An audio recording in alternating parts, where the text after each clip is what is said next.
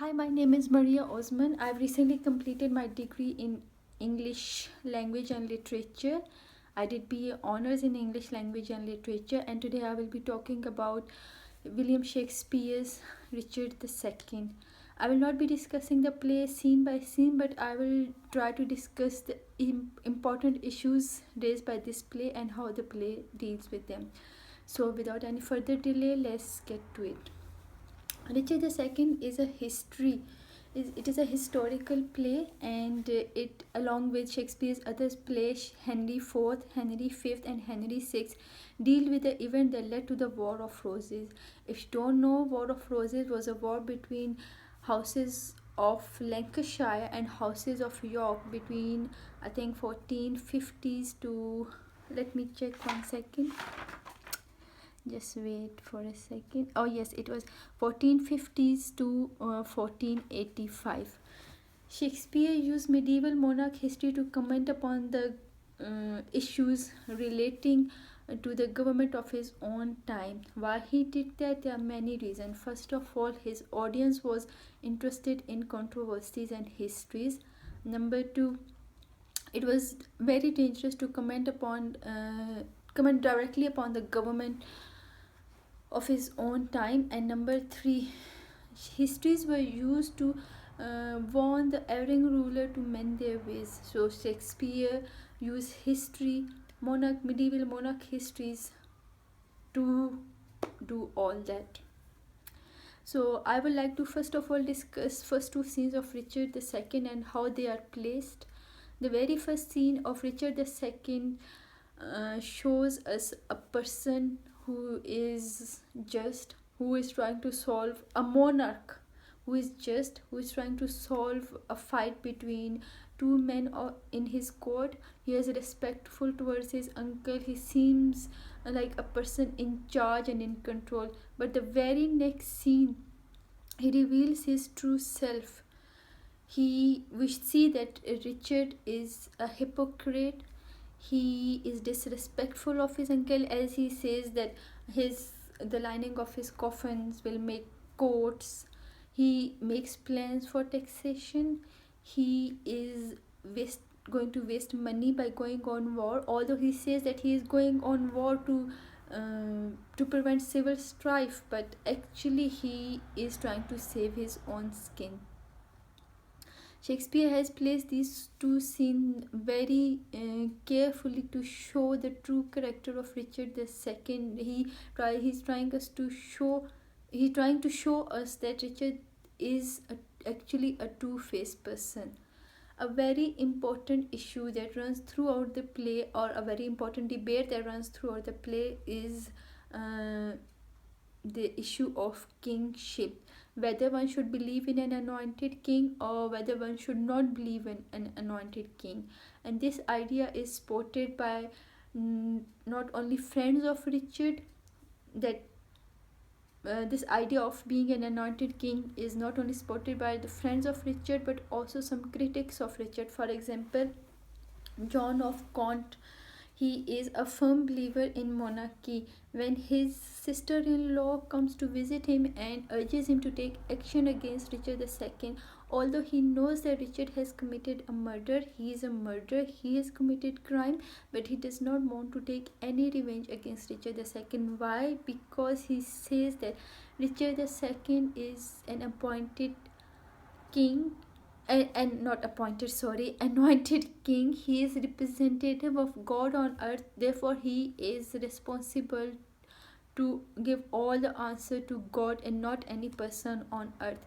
Richard himself also believed in his being an anointed king. He believes that he has got special status and he is untouchable. This belief was common in Tudor England, and it was believe that anyone who tries to take action against uh, the king, or who tries to rebel against the king and tries to overthrow him, will provoke God's anger and he will be punished by God, as it is prophesied by Bishop of Carlisle that if Henry tries to overthrow King Richard, he will be punished by God and horror will inhabit in the country, which in a sense seems to be true towards the end of the play, because there is war, towards the end of the play.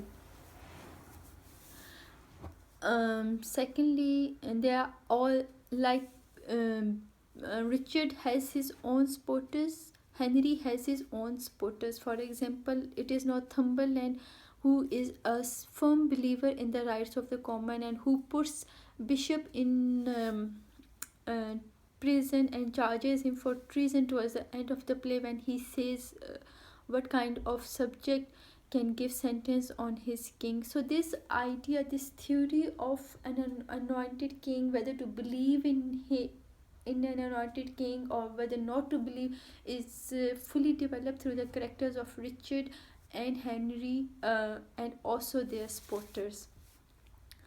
Another issue which I would like to talk about is Richard's sin and how Shakespeare reveals Richard's sin throughout the play.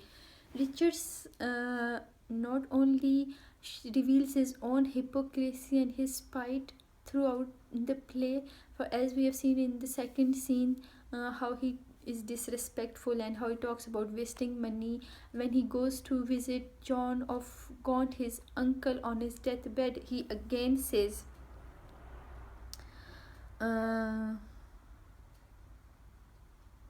now we put it God in his physician's mind to help him to his grave.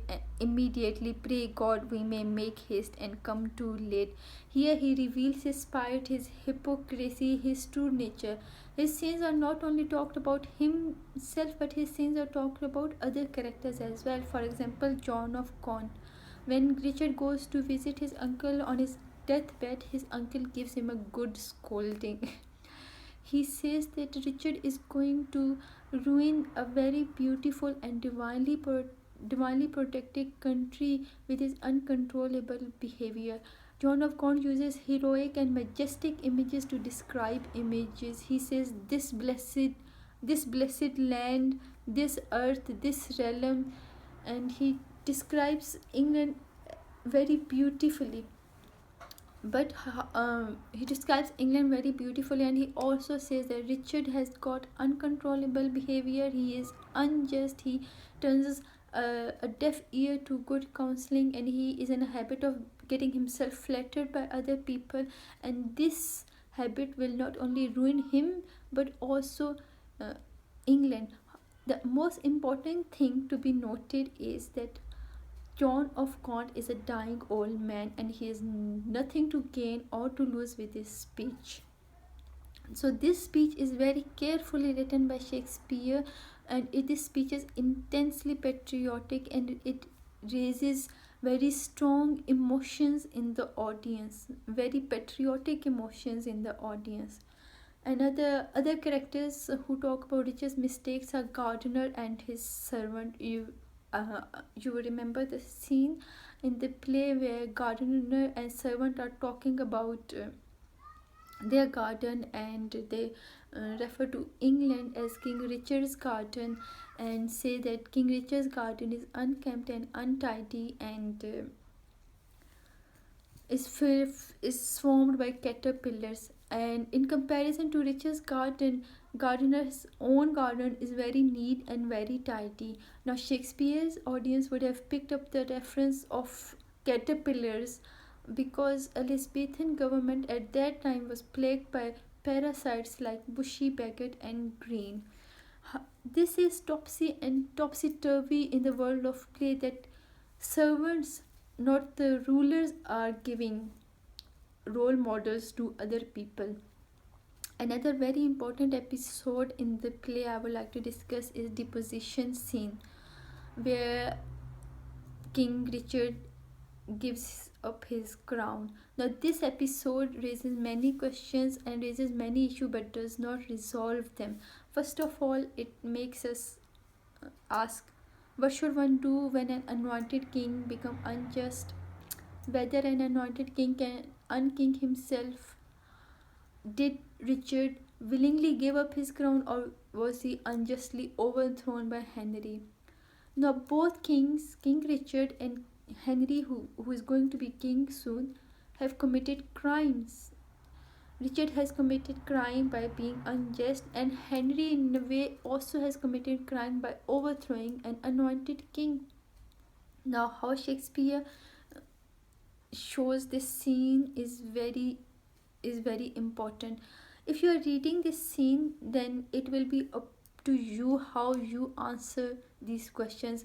But if you are watching this play, then it will depend upon the director how he wants to show this scene. It will completely depend upon the director if he wants to show whether King Richard was justly overthrown or whether King Richard was unjustly overthrown. Now, if a director wants to show that King Richard was justly overthrown, then King Richard's clothing, his gesture, his tone of voice will be of great importance. His King Richard will be grinning at inappropriate moment. He will be wearing luxurious clothes. His tone will be scornful, and his mirror, when he calls for a mirror to see himself, his mirror will be a mirror of flattery, and he will be a person who is incapable of going under any kind of transformation, spiritual or emotional. On the other hand, excuse me,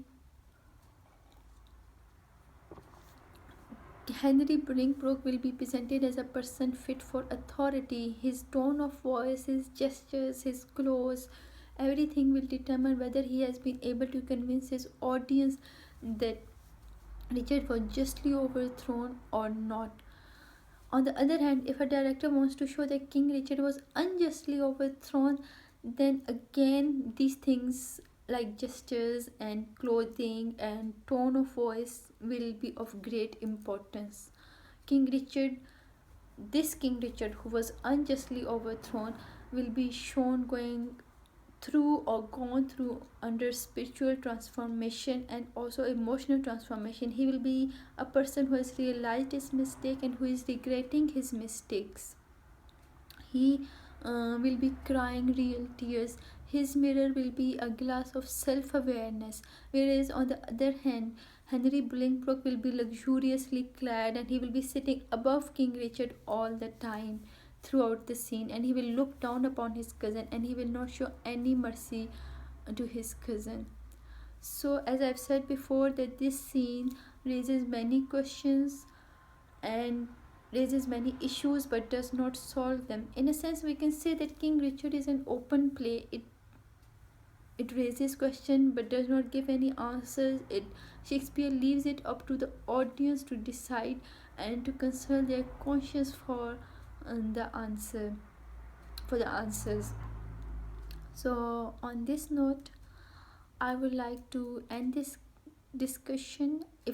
I hope you find it helpful, and give it a thumbs up if you like this video, and subscribe to my channel to see more discussions and analysis of different plays and novels. And thank you for watching, and I will see you soon with another discussion of any other play or novel. Bye.